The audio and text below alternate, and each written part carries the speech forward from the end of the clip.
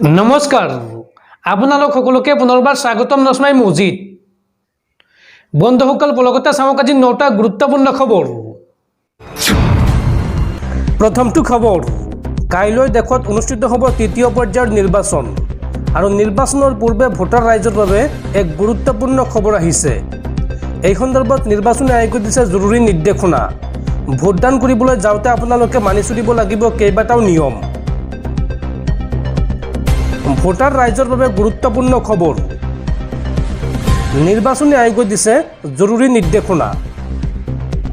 ভোটদানৰ বাবে যাওঁতে ৰাইজে মানি চলিব লাগিব কেইবাটাও নিয়ম। কি নিয়ম মানি চলিব লাগিব চাওঁ আহক।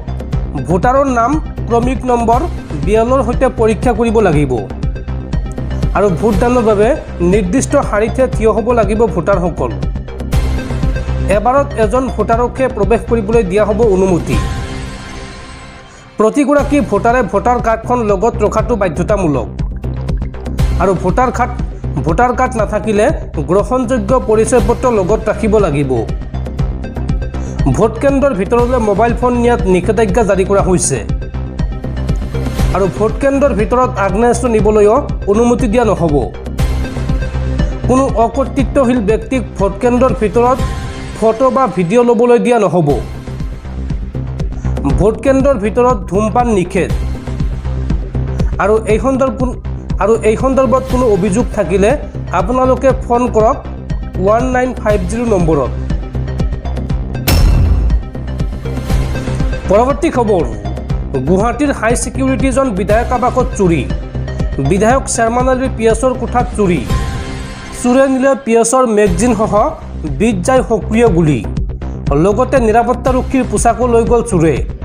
নগদ ধন আৰু ক্ৰেডিট কাৰ্ডো লৈ গ'ল চোৰে। উল্লেখযোগ্য যে শনিবাৰে বিধায়ক শ্বেৰমান আলী গৈছিল ধুবুৰীলৈ আৰু সেই সময়তে দিন দুপৰতে MLA হোষ্টেলত এই চুৰিকাণ্ডৰ ঘটনা সংঘটিত হৈছে। পৰৱৰ্তী খবৰ, ভাৰতীয় বতৰ বিজ্ঞান কেন্দ্ৰৰ আগজাননী। আগন্তুক 3 দিনলৈ ৰাজ্যত হ'ব প্ৰচণ্ড ধুমুহা বৰষুণ আৰু এই সন্দৰ্ভত ৰাজ্যৰ কেইবাখনো জিলাত জাৰি কৰা হৈছে এলাৰ্ট। ৰাজ্যৰ ভিন্ন প্ৰান্তত বৰষুণ ধুমুহাৰ তাণ্ডৱ। ধুমুহা বৃষ্টিপাতত ৰাজ্যত হাহাকাৰ অৱস্থা। উজনি আৰু নামনিৰ বিভিন্ন স্থানত পুৱাৰে পৰা প্ৰবল বৃষ্টিপাত। আগন্তুক 24 ঘণ্টাত পুনৰ বতৰ ল'ব কালৰূপ। এই সন্দৰ্ভত জাৰি কৰা হৈছে অৰেঞ্জ এলাৰ্ট। ৰাজ্যৰ ঠায়ে ঠায়ে ব্যাহত হৈ পৰিছে যাতায়াত ব্যৱস্থা, লগতে ব্যাহত হৈছে বিজুলী সেৱা।